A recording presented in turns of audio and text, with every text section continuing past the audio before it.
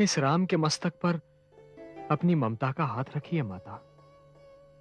हे मर्यादा पुरुषोत्तम, आपने मुझे माता कह के पुकारा, मातृत्व धन्य हुआ। आयुष्मान भव पुत्र। जिसे श्री राम का अनुज होने का सौभाग्य प्राप्त हो, उसे मैं क्या आशीष दूं?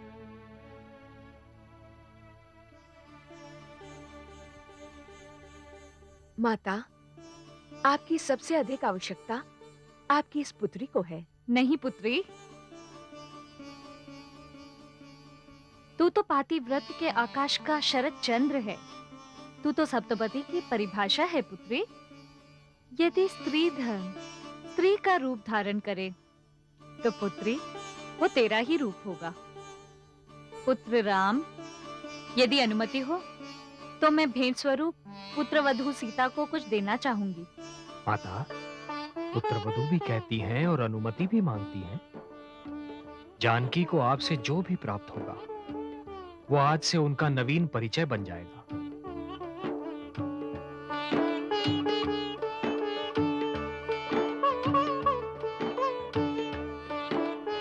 हे मर्यादा पुरुषोत्तम, हे लक्ष्मण, आसन ग्रहण कीजिए।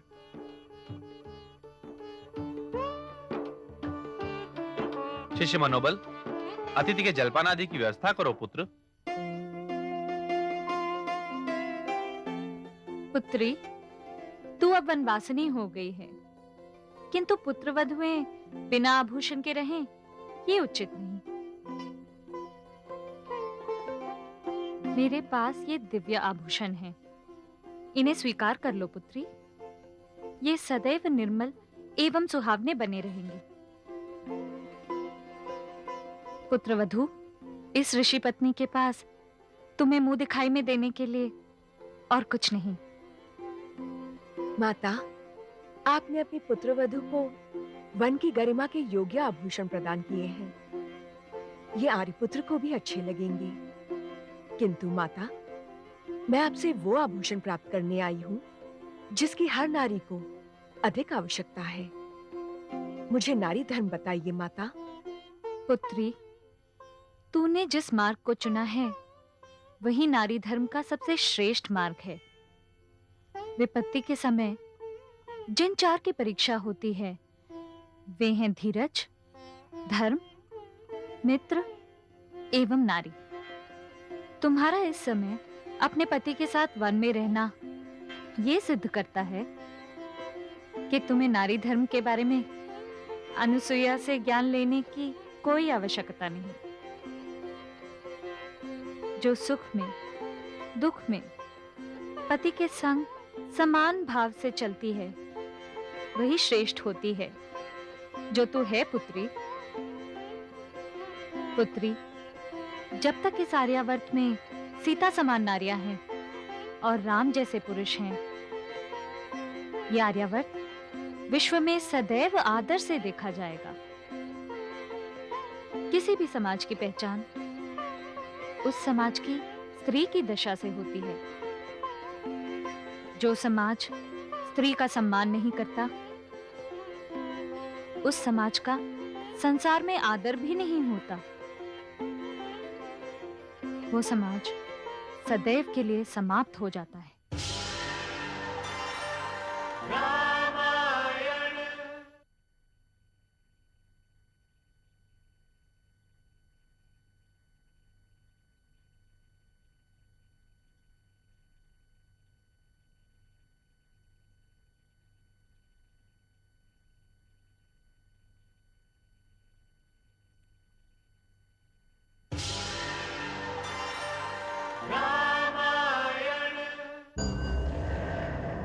माते, माते, माते, माते,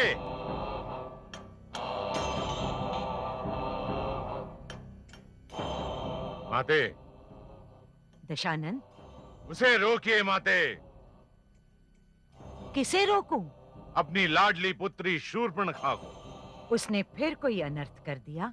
उसकी स्वच्छंदता ने इस बार मुझे सोचने पर विवश कर दिया है माते। पुत्र, स्वच्छंदता तो असुर कन्याओं का जन्मसिद्ध अधिकार है। उनकी स्वच्छंदता यदि उनके जीवन तक सीमित है तो मुझे कोई आपत्ति नहीं, किंतु इस बार शूर्पणखा की स्वतंत्रता पर अंकुश लगाना होगा। पुत्र, उसने किया क्या है?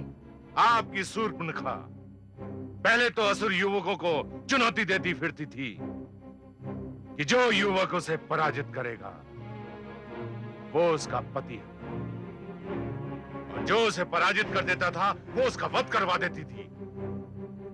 किंतु इस बार जिस युवक ने उसे पराजित किया वो उसका वध नहीं कर सकता, क्योंकि उस युवक ने स्वयं अपनी खड़क दे दी थी और आपकी पुत्री पराजित हुई। तो इसमें किस अनर्थ की संभावना से तुम विचलित हो गए पुत्र? आपकी लाडली उसी विद्युत जीवा से विवाह करने जा रही है। क्या? हाँ माते हाँ, हमारी शूर्पणखा प्रतिशोध की अग्नि में झुलसते उस विद्युत जीवा को हमारे परिवार में लाकर लंका की सुरक्षा में सेंध लगाने का अवसर देना चाहती है। कहाँ है वो मूर्ख? मैं उसे रोकूंगी, मैं उसे रोकूंगी।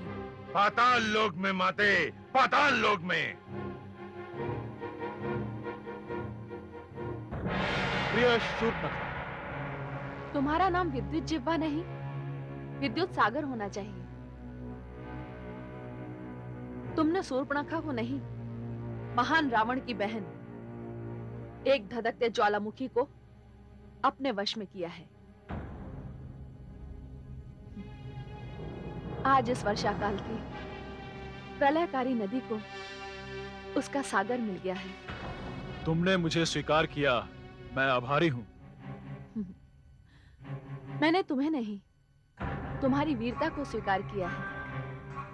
किंतु मेरा एक अतीत है और मुझे तुम्हारा परिवार स्वीकार नहीं करेगा। ये सत्य है। माता, आप इतने शुभ अवसर पर आई हैं। अवश्य पुत्री शूर्पणखा, ये शुभ अवसर ही है, क्योंकि वरमाला अब भी तुम्हारे हाथ में है। हम असुर एक बार जो हमारा शत्रु बन जाता है उसे अपना मित्र नहीं मानते। चलो शीघ्र मेरे साथ। आपके साथ चलूं? माते, मैं विद्युत से विवाह करने जा रही हूं और इसके लिए मुझे आपसे आदेश लेने की आवश्यकता नहीं है। शूर्पणखा, इस माला को अपने कुल को डसने वाली एक विषैली नागिन समझो। फेंक दो इस माला को और चलो मेरे साथ। माता, जब विद्युत ने मुझसे कहा था कि इसे मेरे परिवार वाले स्वीकार नहीं करेंगे, तब ये बात मुझे हास्यास्पद लगी थी। प्रथम बार मुझे कोई युवक भाया है और मैं उसे केवल इसलिए त्याग दूं कि वो कभी मेरे भ्राता का शत्रु था। शत्रु था नहीं, शत्रु है, सदैव रहेगा। ये तुमसे विवाह करके अपने प्रतिशोध का अवसर ढूंढ रहा है। नहीं राजमाता, अब वो नहीं हूं मैं। अनुमति के बिना मत बोलो, तो महान रावण की माता के समक्ष खड़े हो।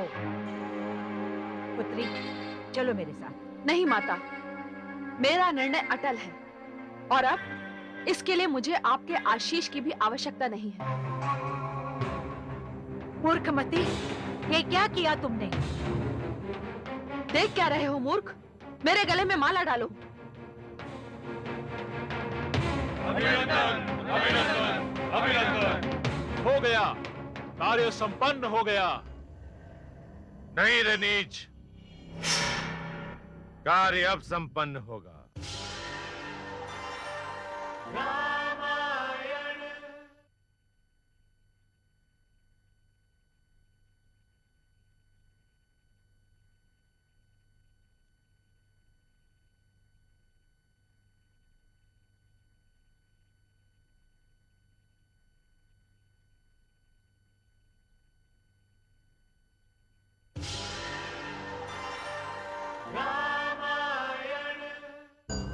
महान दशकंधर, आपने सत्य कहा। कार्य तो अब संपन्न होगा जब आप अपनी एकमात्र बहन को मेरे साथ विदा करेंगे। हाँ, विदा करूंगा, अवश्य विदा करूंगा। अपनी बहन शूर्पणखा को माता के साथ विदा करूंगा और तुझे मृत्यु हो। भ्राताश्री, ये अब मेरे पति हैं। तुम चिंता मत करो शूर्पणखा, अब महान रावण भी मेरा कुछ नहीं बिगाड़ सकते, क्योंकि अब मैं उनकी प्रिय बहन का पति हूँ और शूर्पणखा उनकी विवशता है। बेस्वान, शूर्पणखा सदैव मेरी विवशता रहेगी, किंतु तुझे अपनी विवशता कदापि नहीं बनने दूंगा। शूर्पणखा ने तेरे गले में वरमाला नहीं, मृत्यु माला डाली है। वो कुंवारी थी और कुंवारी रहेगी।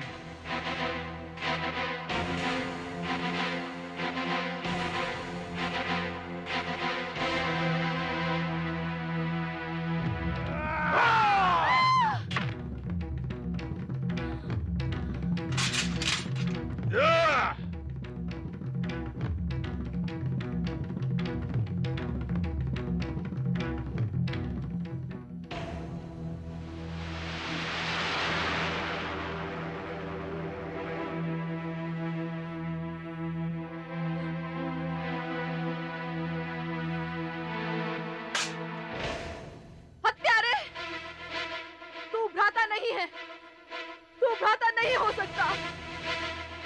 तू केवल एक महत्वाकांक्षी अधिनायक है, एक खल है।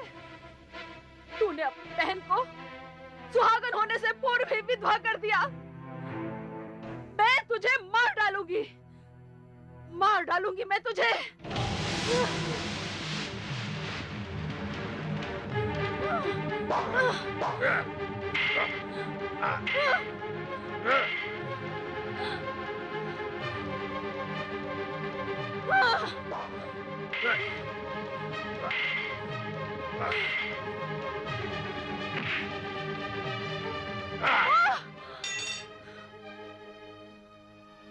बावली मत बन, तू केवल मेरी बहन नहीं, मेरी पुत्री समान है। तू नहीं जानती, इस कक्ष से बाहर विद्युत की सेना तैयार खड़ी थी। विद्युत पाताल लोक पर शासन करने की योजना तुम्हारे द्वारा सफल करना चाहता था और वो हो भी जाता, किंतु मेरे आगमन से सब नष्ट हो गया। किंतु मैं उससे प्रेम करती थी। नहीं शूर्पणखा, नहीं, तू रावण की बहन है। तू किसी ऐसे व्यक्ति से प्रेम नहीं कर सकती जो स्त्री का आश्रय लेकर सत्ता पर अधिकार करना चाहती। मेरी बहन, मुझे बड़ी प्रसन्नता होती यदि मेरे शत्रु का वध तूने किया। तो क्या उससे विवाह मेरी भूल थी? भूल जाओ अपनी इस भूल को। तुम्हारे कारण महान रावण को इस स्वान का वध करना पड़ा। इसे बिना चेतावनी दिए इस पर वार करना पड़ा। नहीं माते, मुझे इसका कोई दुख नहीं है। हम असुर हैं, असुर। हम देवता नहीं जो प्रथम वार का अवसर दूसरों को दे दें। मैं रावण हूं, रावण, और मैं जानता हूं कि प्रथम वार ही पड़ा। भ्राताश्री, मेरी भूल क्षमा कीजिए। तुझे क्षमा मांगने की कोई आवश्यकता नहीं है मेरी बहन। मैं तुझे वचन देता हूं कि आज के बाद तू जिसे भी चुनेगी, वो संसार का चाहे कोई भी व्यक्ति क्यों ना हो, मैं उसी से तेरा विवाह करवाऊंगा। ये रावण की प्रतिज्ञा है। तू कुछ दिनों के लिए अपने भाई खरदूषण के पास चली जा। भ्राताश्री, मुझे कायर अच्छे नहीं लगते, और फिर खरदूषण भले ही हमारी विमाता के ही पुत्र हों, लेकिन वो भी मुझे भ्राताश्री जैसा ही स्नेह करते हैं। मैं उसी क्षेत्र में जाकर अपना वर ढूंढूंगी। चलिए माते, आओ बहन।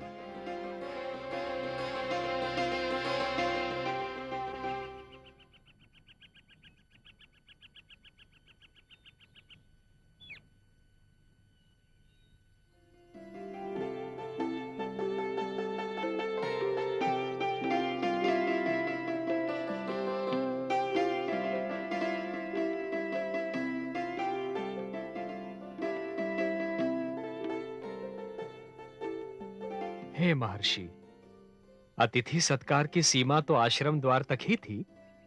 आप हमें वन के मुख्य मार्ग तक ले आए। बस अब हमें विदा दीजिए। राम का मार्ग ही तो चलने वाला मार्ग है वत्स राम। विनम्रता, सहनशीलता तो आप में माता धरती के समान है आचार्य। इस राम के पास जो कुछ है वो आप आचार्यों गुरुजनों का दिया हुआ ज्ञान ही तो है। हाँ, मैंने उस ज्ञान को अपने जीवन में उतारने का प्रयास अवश्य किया है। पुत्र, यदि ज्ञान जीवन में ना उतारा जाए तो उससे क्या लाभ? जो ग्रंथों का, पुस्तकों के ज्ञान का उपयोग केवल परीक्षा में उत्तीर्ण होने के लिए करते हैं, वे श्रेष्ठ विद्यार्थी नहीं होते। क्योंकि ज्ञान पुस्तकों से निकलकर उत्तर पुस्तिका में ही रह जाता है। माता, मुझे जब भी इसका अवसर मिला आपकी इस बात को मैं जनसाधारण तक पहुंचाने का प्रयास अवश्य करूंगा। पुत्र, न जाने आप कब दर्शनों का सौभाग्य प्राप्त होगा। मैं पुत्रवधू को कुछ विशेष न दे पाई, इसका खेद रहेगा। नहीं माता, हमारे हृदय को, हमारी आत्मा को आप दोनों से जो प्राप्त हुआ है वो आजीवन रहेगा। और आपने अपनी पुत्रवधू को जो कुछ भेंट दिया है उसके समक्ष तो कुबेर का वैभव भी तुच्छ है। अब आज्ञा लेता हूं माता। पुत्र, जिस क्षेत्र की ओर तुम प्रस्थान कर रहे हो वो क्षेत्र असुरों के आतंक से त्राही कर रहा है। हे महर्षि, मेरे जीवन का एकमात्र उद्देश्य, एकमात्र लक्ष्य है मानवता की सेवा। यह सुंदर धरती विधाता ने मानव के लिए, मानव के सुख के लिए, मानव को रहने के लिए दी है। यदि कोई भी आसुरी शक्ति मानव समुदाय को पीड़ा देगी तो यह राम उसे इस सुंदर धरती से समाप्त करके ही रहेगा। यही मेरा संकल्प है। आशीष दीजिए।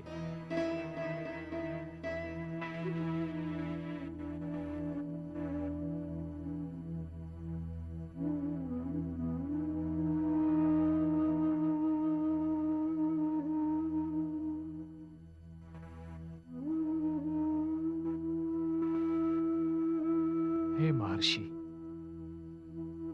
विदा करते करते भी आपने अपने हृदय सागर से मोतियों की वर्षा कर दी। ये राम आपका सदैव आभारी रहेगा।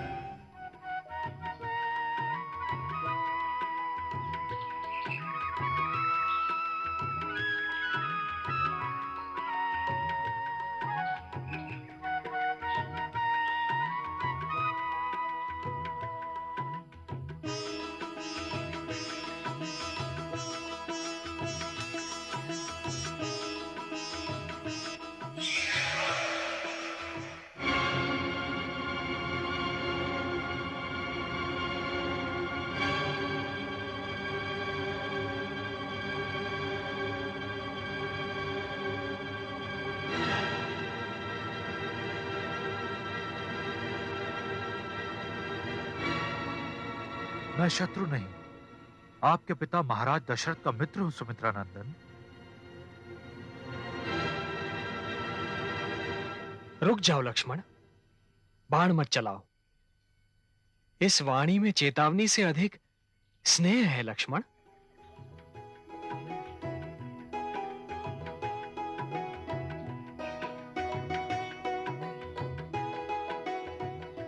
महाबाहु रघुनंदन, पुत्र वधु जनक नंदिनी, सुमित्रा नंदन लक्ष्मण, मैं जटायु हूं। आप मेरा प्रणाम स्वीकार कीजिए। हे पक्षीराज, आपने कहा कि आप हमारे स्वर्गीय पिता के मित्र हैं। अपना परिचय दीजिए। इस क्षेत्र में दुर्गंध अधिक है, हम प्रथम इस क्षेत्र से निकल चलें। मार्ग में चलते चलते मैं अपना परिचय भी दे दूंगा।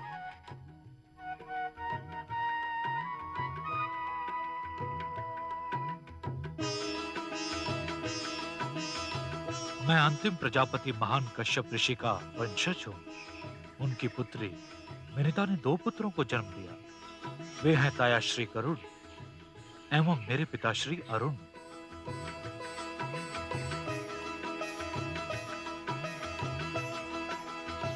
हे पक्षीराज, गुरु वशिष्ठ ने बताया था कि पक्षीराज गरुड़ भगवान श्री विष्णु के वाहन हैं तथा अरुण हमारे आदि पुरुष भगवान सूर्य की सेवा में हैं। हाँ सुमित्रा नंदन, मैं उन्हीं पक्षीराज श्री अरुण एवं माता शयनी का पुत्र जटायु हूँ।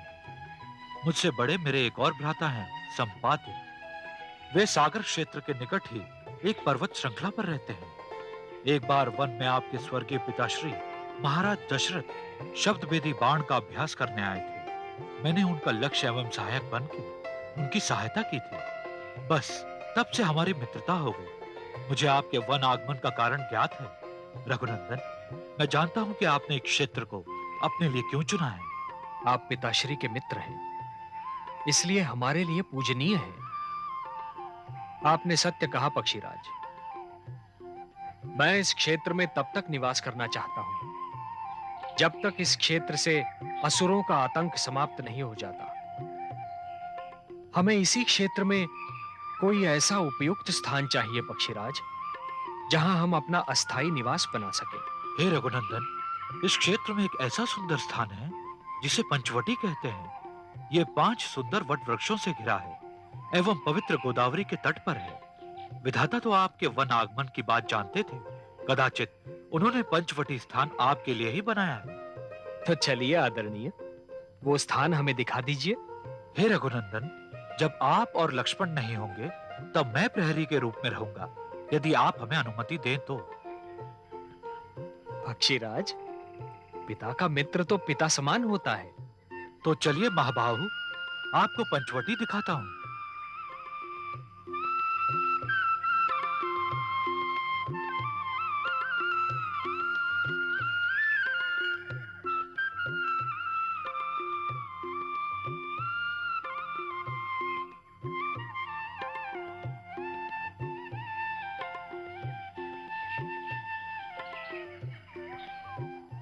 यही वो स्थान है रघुनंदन।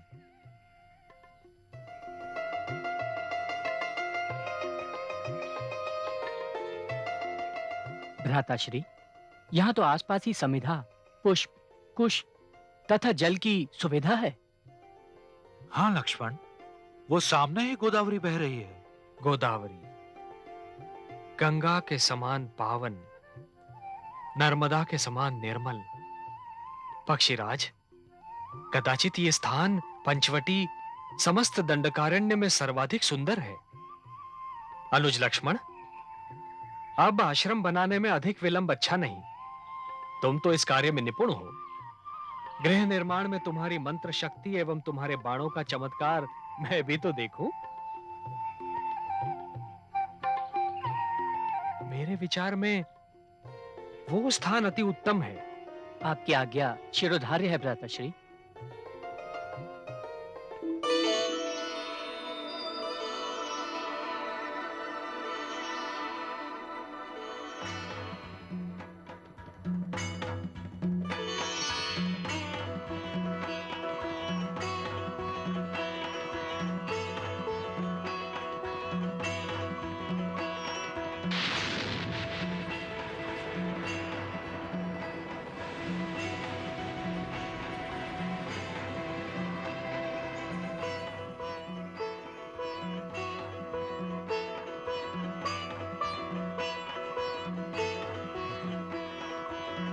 लक्ष्मण,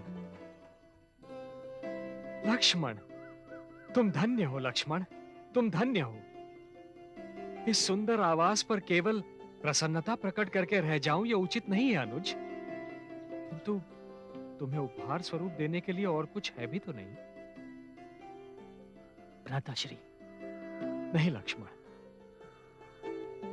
तुम्हें उपहार में देने के लिए मेरे हृदय की ध्वनि है। आओ अनुज, राम के हृदय से लग जाओ। भ्राताश्री, अनुज, लक्ष्मण, सुन लो, राम के हृदय में तुम्हारे प्रति क्या उद्गार है। भ्राताश्री, अपनी छाया को अपने अस्तित्व का प्रमाण दे रहे हैं।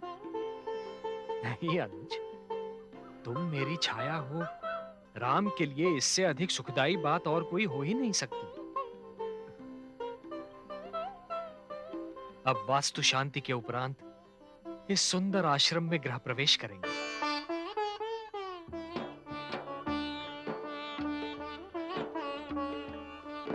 हे मर्यादा पुरुषोत्तम, गुरुदेव अगस्त के आश्रम से हम आपके गृह प्रवेश की विधि संपन्न कराने आए हैं। ऋषि कुमारों, ऋषि कन्याओं, आप सबका स्वागत है। गुरुदेव अगस्त्य से कहिए कि राम उनका आभारी है।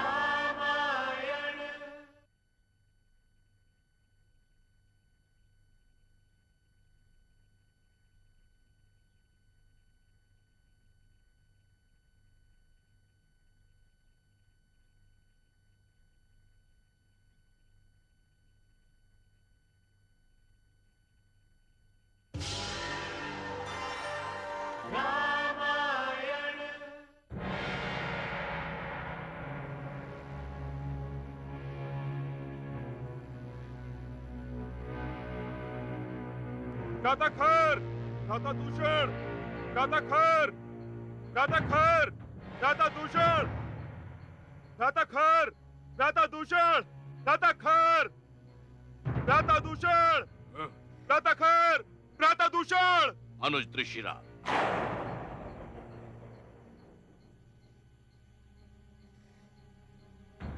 क्या बात है अनुज त्रिशिरा? सब कुशल मंगल तो है? अपने क्षेत्र में 2 तपस्वी आए हैं, उनके साथ एक स्त्री है। मैं अत्रि आश्रम से उनका पीछा कर रहा हूँ। वे मार्ग में ऋषि अगस्त के आश्रम भी गए और उन्होंने पंचवटी में अपना निवास बना लिया है। भ्राता खैर।